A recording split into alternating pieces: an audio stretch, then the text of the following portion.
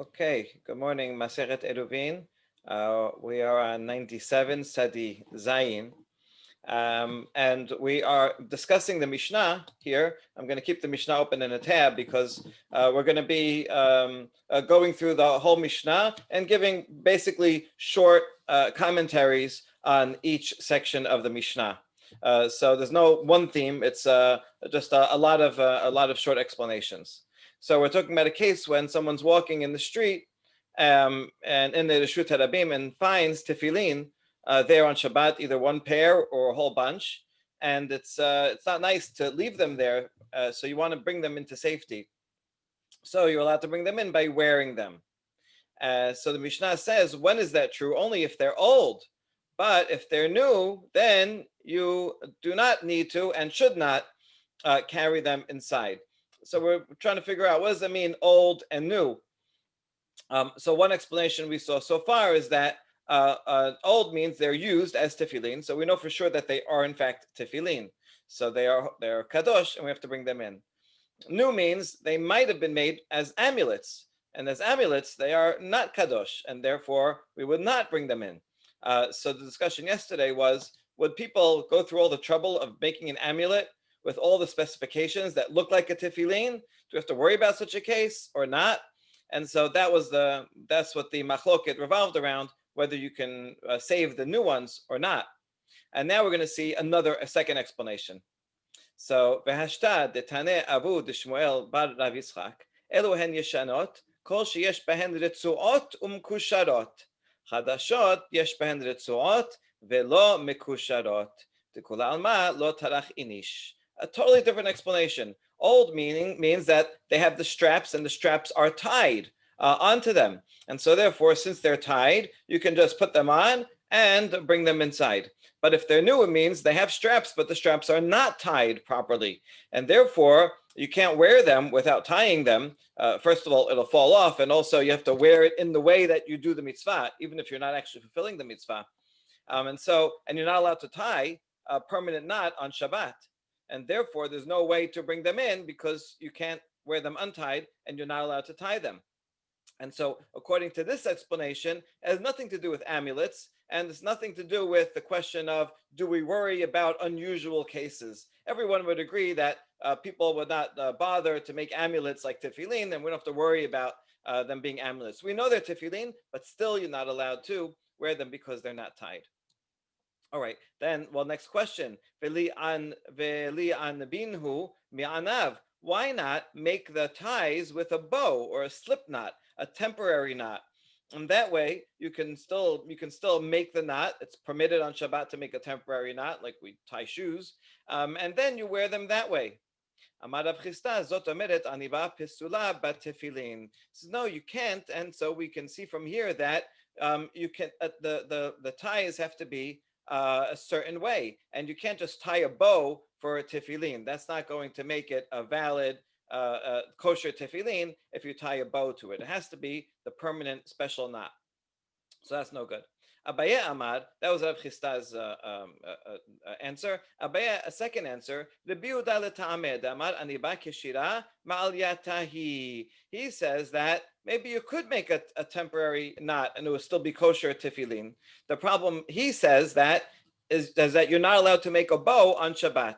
He thinks that making a bow, although it's easily undone, is still considered a professional type of knot, and it lasts long enough that it's prohibited to make that on Shabbat. So those are the two possibilities. That's a problem of tefillin, that it's not a kosher tefillin, or that making a bow is not permitted on Shabbat. Okay, good. So now for the Bihuda, ta'amad aniba kishira ma'aliyatahi ha lav hachi anev lehu. So wait, the only problem is that you're not allowed to make a bow on Shabbat because that's like making a knot. But otherwise, it would be okay. It would be kosher tefillin with a knot on, with a bow on it. ואמר רב יהודה בדעת רב שמואל בר שירת משמי דרב, קשר של תפילין הלכה למשה מסיני הוא, ואמר רב נחמן ונויהן לבר.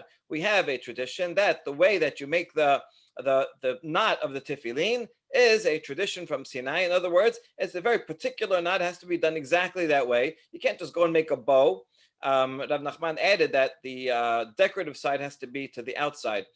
So what does that mean? It could refer to the knots. So here's the knots are actually shaped as letters. So on the tefillin shel rosh you have a shin, and then on the back you have a dalid, the knot, and on the tefillin shel yad you have a knot that looks like a yud, so spells shin dalid yud, God's name. And so it has to be particular. If you just make a bow back here, then it's not going to be any good. It's not kosher tefillin. When he adds that the decorative side has to be outside, he might be referring to the shape here that has to be like red that way, or more likely referring to the shin that has to protrude out so that it can be seen clearly from the outside of the tefillin shel rosh. Okay, anyway, the point is here that you can't just make a bow, it will not be kosher tefillin, and yet it sounded like from this last statement that the only problem was is that you can't make a knot, a bow on Shabbat, but otherwise it would be kosher tefillin. It can't be. So the answer is yeah, there is a way to make a knot that looks just like this, but do it in a style of a bow that it would be kind of some kind of slip knot. You fold it over in such a way that it's not permanent. So we'll have the correct look and still not be permanent. Okay, and even that, according to the Biuda, would not be good because he thinks that even a bow type of knot is not permitted to make on Shabbat. Okay, good. Now that ends that discussion. Now we have a next discussion, which doesn't seem related to the previous at all, about checking tefillin when you first buy it to make sure that they're kosher, that the person you're buying it from is an expert. This doesn't seem to have anything to do with what came before. However, I think there might be a connection because in the Talmud Yerushalmi asks, what does it mean, old tefillin and new tefillin? And it says old tefillin means those that were checked. New tefillin means they haven't been checked yet. They haven't been certified to be good. So although the Talmud Bavli does not quote that reason, I think that this discussion still made it into the Bavli because perhaps somewhere along the line there is that connection. They did remember that connection, that there's something about old and new meaning being checked or not checked. Okay, so now we're going to discuss, if you go to a sofer that everybody knows, he's certified, and so then you can trust him. You can just go to him and buy. We have a lot of sofrim that we know well, and so you can just trust them. But what if there's a new person and you're not familiar with him, and so you need to check his work? How much do we have to check in order to certify that he's okay? He's not considered an expert. בודק שתיים של יד ואחת של ראש, או שתיים של ראש ואחת של yad. So you need to check 3. He has a lot of them. He's for sale. He has a whole counter. So we spot check and we take either 2 shel yad and 1 shel rosh, or the other way around. You need 3. Generally, when you have a chazakah, right, you want to show a pattern. You check 3, then you can assume that he's that the rest are good also. So that's why you need 3. Now we ask on that.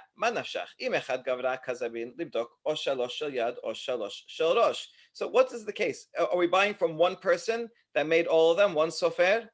Then why not just check all three of the shel yad or 3 shel rosh? Why do I need 2 and 1 or 1 and 2? And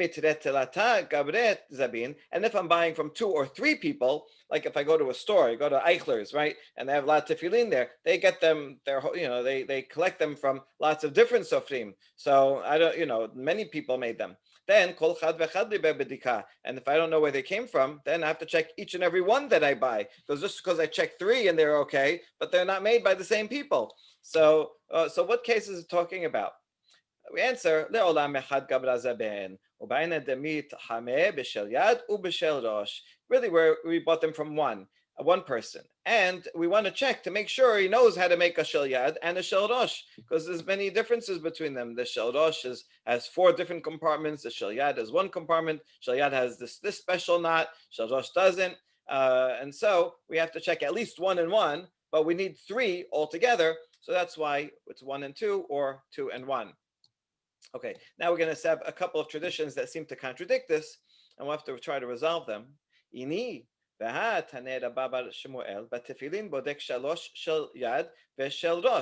he says, regarding tefillin, you check 3 of the hand or of the head. So my love o shalosh shel yad o shalosh shel rosh doesn't mean that either all three hands or all three of the shel rosh, and then it's not one and two and one. Lo shalosh mehen shel yad shalosh mehen shel yad mehen shel rosh. He meant you check three. Some of them should be shel yad and some of them should be shel rosh, but not all three the same. Okay, so that was easy to interpret in accordance with the teaching above, the Rav's teaching above. V'hatane Rav Kahana, but tefillin bodek shetayim shel yad v'shel rosh. Rav Kahana said you only check two, one from the hand and one from the head. So you don't need to check three. That seems to contradict what Rav said before. Hamane Rabihi Damar Bitrezimne Have Hazaka. Oh, so Rav Kahana is following a different Tana, Rabbi Udanasi. In general, whenever you need a chazakah, most people think you need three times to create a chazakah, but Rabbi said only two.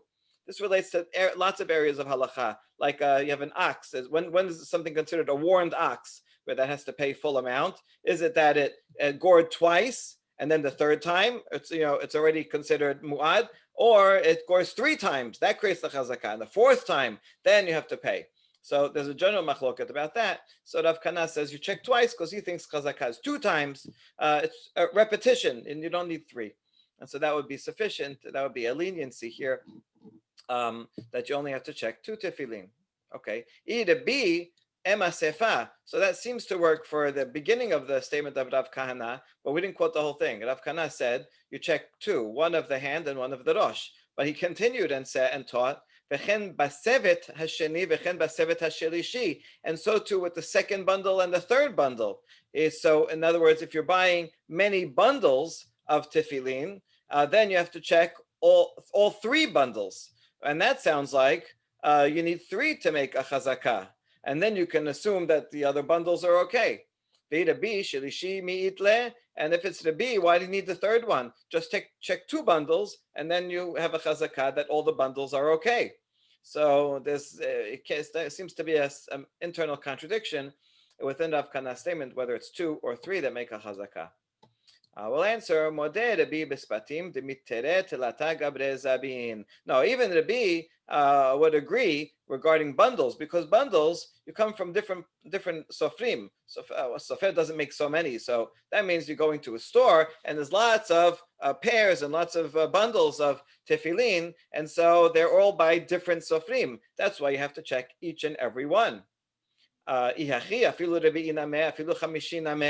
then what if there's 4 or 5? Even you should never make a chazakah, because they all come from different places. So there's no reason to assume that the next one you pick is going to be good just because the first 3 or 4 were good.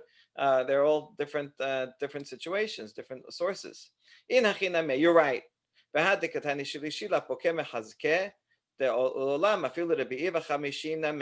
Says you're right, with individual tefillin that are from the same person, check one and one, because that's enough to make a chazakah from that sofer.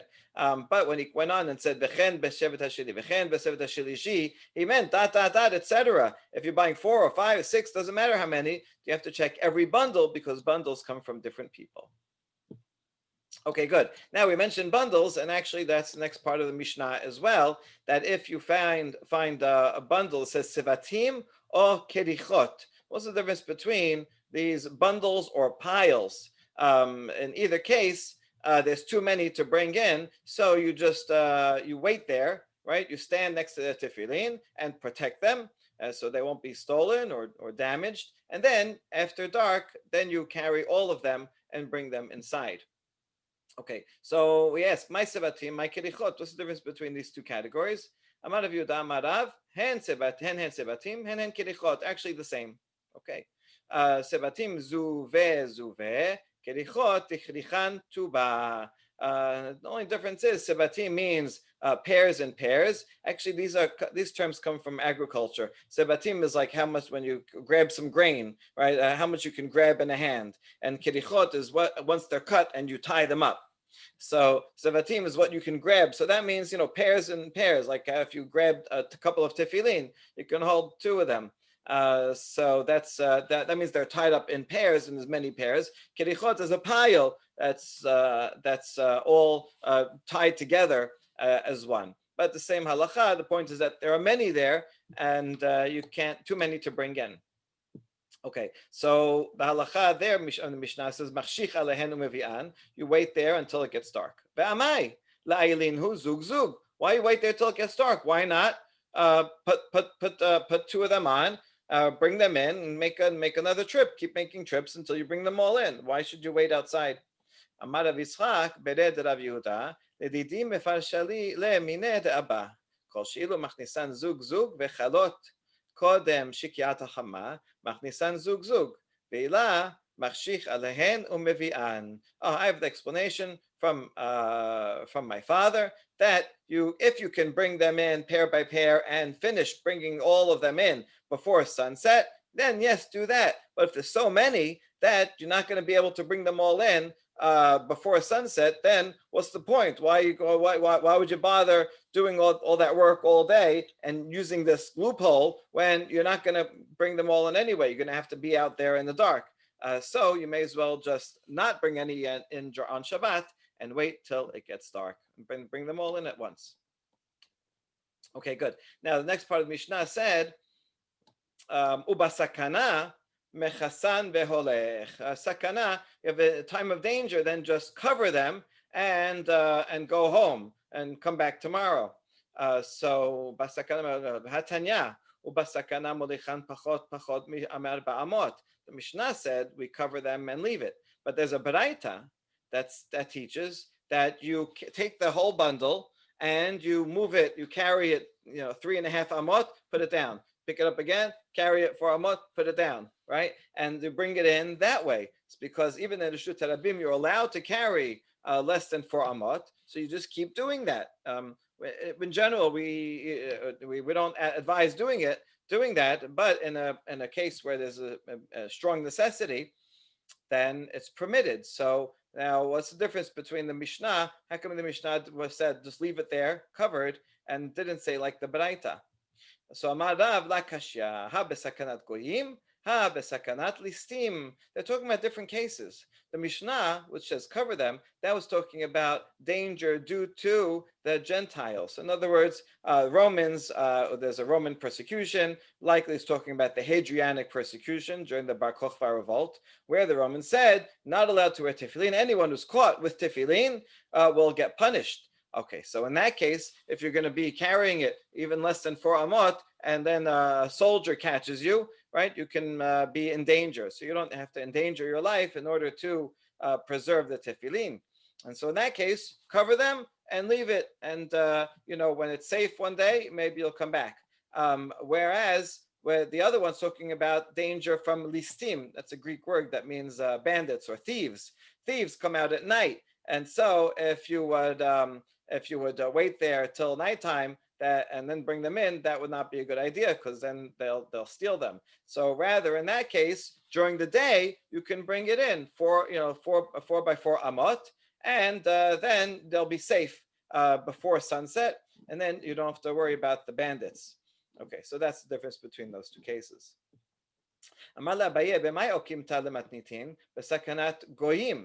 So now you said that our Mishnah is talking about danger from the Roman government.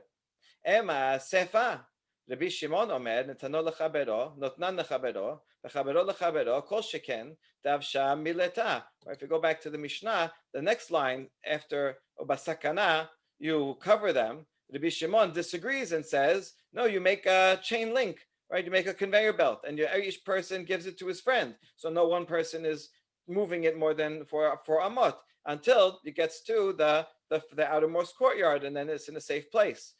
So how come if it's a time of persecution from the Romans, right? This is not a good idea. They're gonna see this. So kol sheken the avsha mileta, they'll be conspicuous, and that'll call attention of the Romans. So that wouldn't make sense to say that the Mishnah is talking about a Roman persecution. So we have to answer, the Mishnah is not complete. This is how you should read it or understand it. במה דברים המורים בסכנת גויים, אבל בסכנת ליסטים, מוליכן פחות מ400. This is the previous thing that said you cover it. That is talking about Roman persecution. But if there are thieves, then just get it in during the day. So you take it less than 4 amot and 4 amot until you bring it in. And on that, Rabbi Shimon says, no, you make a line. Okay, so that's Mishnah actually is talking about two different cases. Rabbi Shimon is not talking about a case of Hadrianic persecution, but rather when we're afraid of thieves. So now we have actually two possibilities when there are thieves around at night, how to bring them in during the day. One is do one person bring them in less than 4 amot at a time, and the other one is one person give it to the next until you make a whole chain link. So now we're going to ask about that. These two Tanaim, what are they actually arguing on? Why does one say this is better and the other one says the other is better?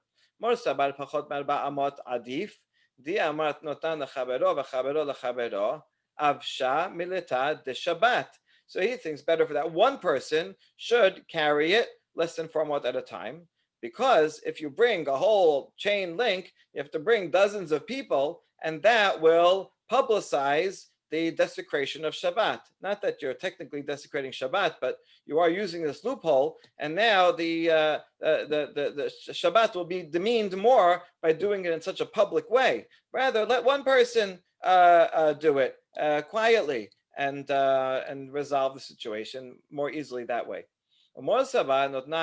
לחברו עדיף תהיה אמת מוליכן פחות מ4 אמות, סימין דלאו דעתה, ולעטוינהו 4 אמות ברשות הרבים. No, better to make a chain link, because if one person does it, it's really hard to do less than 4 amot at a time. You want to get there, and then one time you might carry it a little bit more than 4 amot, and then that person will come to violate. Whereas if you space everybody out, 100 people, and then you can be more sure that they will not come to an inadvertent violation.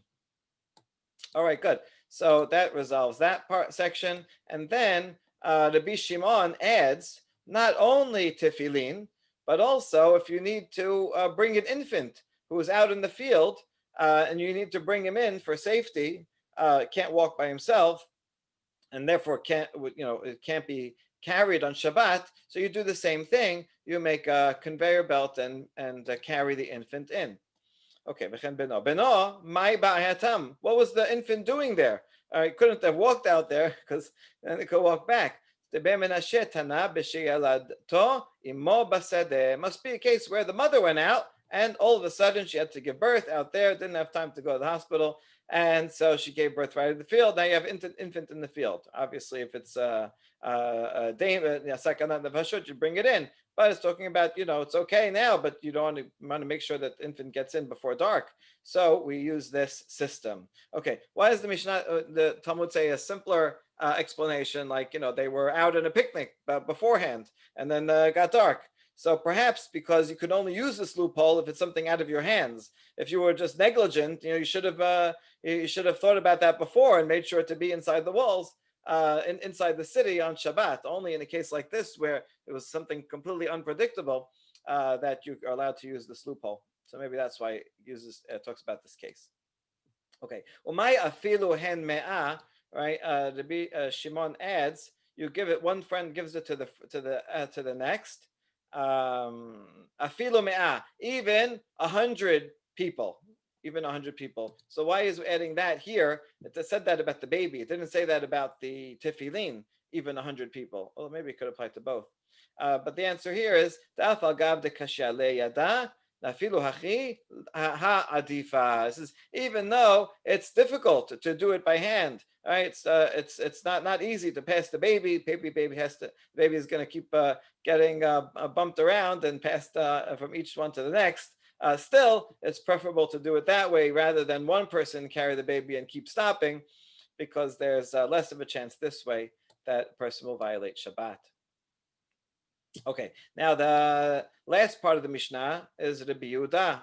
Rabbi Yehuda disagrees with it, adds to Rabbi Shimon and says, not only tefillin and a baby, but even a barrel. You have a barrel of some liquid, and you want to bring it from the field into the city, you can carry it. One person gives it to the next, and he adds, even if it's outside Techum Shabbat, even if it's more than 2,000 amot out, you can still do this. So this system can you can use it for carrying and for Tichum Shabbat.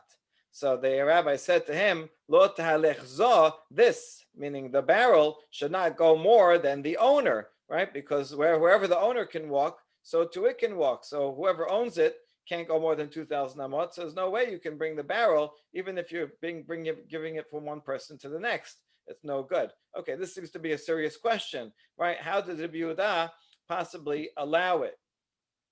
ולית לרבי יהודה הדתנן, הבהמה והכלים כרגלי הבעלים, does Rabbi Yehuda Nasi, sorry, Rabbi Yehuda Bar Ilai, does Rabbi Yehuda not agree with the Mishnah law that animals and utensils are like the feet of the owner, right? That if I own this barrel, then it can only go where I go. And so if I can't go further than 2,000 mot, neither can the barrel, even if someone else is carrying it.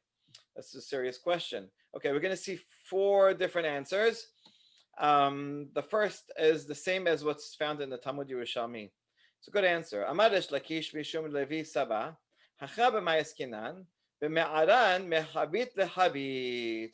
Rabbi Yehuda Tamed Amar Mayim and Bahem Mamash. Oh, we're not talking about you have to move the barrel, but rather own the contents of the barrel. So what we do is I take the barrel and I pour it out into your barrel, and you pour it out into the next barrel. And so each person, you don't have to do it every time, but at least for every techum, you would pour it out into the barrel. So therefore, I own the barrel. That's fine, but the barrel will not travel more than I can travel. The water is okay because water has no substance. It's not significant. So water can travel even past the Techum Shabbat, according to the Yehuda. Titnan, how do we know that Yehuda thinks that? Not everybody agrees. I mean, we saw many cases before of water, right? And so, it's my water, it's your water, public water, how far it can be moved. But the Yehuda thinks, Poter b'mayim mipnei and behen mamash. The Yehuda is talking about a case, is in Masechet Besa, a case where, let's say I'm baking bread. And so I have flour and I borrow your water. So then I bake the bread. So now it's my bread, right? So I can take it let's say I made a eruv to the east. I can take it 2,000 mot to the east. Let's say you went to the west. Okay, now this bread contains your water in it. So does that mean I can't carry the bread? The Yehuda says the water is not significant. The main thing is the flour, right? And so the water just gets absorbed into it, and the bread is a new thing, and therefore whoever owns the bread can take it wherever he wants, and they don't have to think about the water. So that's similar to here, where it's the barrel's the main thing, and I don't have to think about the water that's inside. The water, if I move it into a new container, that can be carried by someone else, even past my techum. Okay, so that's a brilliant answer. And now we ask about that. When the Chachamim say this should not move more than the person, isn't that talking about the barrel? And so how could you say it's the water and not the barrel? So we answer simply, Lo yalech ma shebazo yotem raglei ha'be'alim. We mean what in the content of the barrel should not go more. So in other words, Chachamim disagree. They say that if I own the barrel and the water, then it can only go as far as me. And even if you pour the water out into another barrel, doesn't help. The water can only go that far. Okay, so that now we understand the Chachamim, both the Yehuda and the Chachamim. Very good. But now we're going to question all this. What's the source for this? You're talking about a case where someone takes water and kneads it into dough. Well, then the water is all absorbed into the dough. So I can understand that he would say the water is not significant in that case. But if the water is there itself, then would he still say that the water is not important? He wouldn't say that. Hashta b'kedara amar Rabbi Yehuda la batli be'anayu batli tetanya Rabbi Yehuda omer b'ayim umelach betelin ba'isa ve'en betelin b'kedara mipnei rotba. In fact, we have a braita where Rabbi Yehuda makes that very distinction, that we only say that the water is not important when it gets absorbed into dough. But if you pour it into a pot of cooked food, right, then it's part of the gravy there. It's still liquid. It's still discernible. And therefore, in that case, you would not be able to, I would not be able to take your water, put it in my pot, and then take the pot wherever I go. The water is still there. So therefore, this answer that you gave before is not good. The water that I'm pouring is still there, is still significant. So we go to a second answer. Ela amarava hacha bechabit shekanta shevita umayim shelo kanu shevita askinan debatla habit legabe mayim. We're talking about a case where the barrel belongs to me, right? And that is in a certain spot. But the water was from a spring that was or a river that was moving. And so something that's moving, we saw earlier, something has to be stay in one spot when Shabbat begins in order to acquire that spot. But this is water that was moving when Shabbat started, and I filled up the barrel afterwards. And so the water has no owner, has no designated place. And that's the case that we're talking about. And so again, I'm taking the barrel that's mine, but I'm pouring it into another barrel, but so that the barrel doesn't travel more than me, than I could, but the water has no owner. כדנן, המוציא החי במיתה, פטור אף על המיתה, מפני שמיתה תפלה לו. Right, take that last statement back. Actually, I don't even have to pour the barrel from one to the other, because the barrel is secondary to the water. Just like if I carry a corpse on a stretcher, so patur af al hamita, so I don't have to worry about the stretcher either, because the stretcher is secondary to, sorry, not a chai, not a corpse, a living person. If I'm carrying a living person, since he can walk, right? So chai noseat atzmo, a living person I'm allowed to carry. And so if I need to carry them on the stretcher, it's permitted. Since I'm allowed to carry the person, the stretcher is a secondary to the person. And similarly, if I carry food, I'm not allowed to carry food. But if I carry just a little bit of food that's less than the minimum measurement, so I'm patur on the food. And even if I carry that in a basket that's big, it's okay, because the basket is secondary, is nullified compared to the food, which is ironic. If I would carry only the basket without food, I would be chayav. But in this case, the basket is only there for the food. So to here, regarding the barrel, I can carry the barrel because I'm allowed to carry the water, and I don't have to worry about the barrel. Yeah, we said these things regarding carrying, regarding Techum Shabbat. Now I'm wondering if we would say that regarding Techum Shabbat, that I can move the barrel even more than 2,000 amot because it's tafel to the water, or I would actually have to pour it into something else in order for that to be good. All right, I want to think about that more. Okay, but anyway, regarding that, Metiv Rav Yosef, Rabbi Yehuda Omer, b'shayara noten adam chabit lachabero, v'chabero lachabero. Shelo lo. Okay, now we have another question from a different braita that says, if you're in a caravan, meaning a temporary space, because we're all out in the desert and we make a caravan and we have to get water from somewhere outside into our encampment, then you can make this chain link. So it sounds like you're only allowed to use this leniency in a caravan, but not in a regular case where it's a city. So therefore, how did you permit using this? So Ela Marav Yosef ki tenaname v'matnitin b'shayara tenan. So rather, our Mishnah also must be talking about a case of a caravan. That's when you're allowed to bring the barrel in from outside, and not in a regular case. Okay. Abaya Amar b'shayara afilu chabit shekanta shibita umayim shekanu shibita. Shelo b'shayara chabit shekanta shibita umayim shelo kanu shibita. Now Abaya is going to actually combine a lot of things that we said before. It says if you're in a caravan, then even if it's the barrel that had a designated place and water that had a designated place, and it's far away, more than 2,000 amot, and carrying, in that case, because it's a caravan, then we have a special leniency for caravans, and to get water, where we always want to give people access to water, then you can carry it even more than 2,000 amot. But if it's not in a caravan, then it has to be that the it's okay if the barrel had a place, and the what has to be that the water did not designate a place. And in that case, you could move the water. You just pour it into a new barrel, and then you could make it all the way. So therefore, right, there are different criteria for different sub cases. But you see that we needed to go through all that exercise of those other cases in order to understand Abaye's conclusion here. Okay, so it seems that all that was actually constructed in order to get us to this point. And lastly, Rav Asher Amar, Hacha bechavit tehefker askinan, umayim tehefker askinan. Uman amru lo, Rabbi Yochanan ben Nuri damar, chefse hefker konin shebita. Umay lo tehalech zo yoter meragda be'alim, lo yehalechu elu yoter mikelim sheyesh lahem be'alim. This is actually talking about something that is ownerless, right? Something that's ownerless is not going to acquire a place from before Shabbat, but rather whoever picks it up on Shabbat. And so, who is it? Who is the Tana that said to the Biyudah that this is no? So according to the Biyudah, it's ownerless, so therefore you can carry it. Whoever picks it up can carry it wherever they want.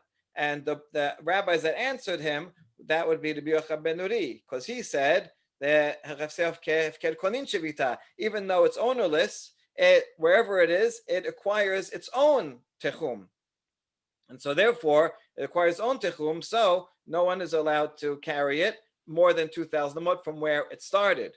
Whereas according to the Biyudah, if I started Shabbat in between that barrel and the city, so I can pick it up. Once I pick up the barrel, then it acquires my techum, and then I can carry it all the way. And so that is the machloket about whether hefked item picks up its own space or not. And so what does it mean that this should not go more than ragleha be'alim?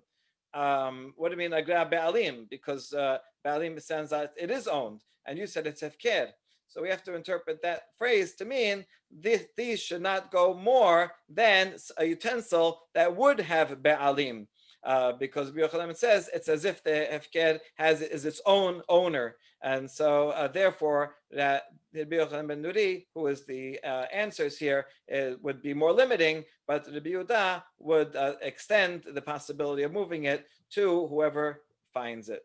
And now we've resolved all the things in this long and complex Mishnah satisfactorily. Okay, Shabbat Shalom.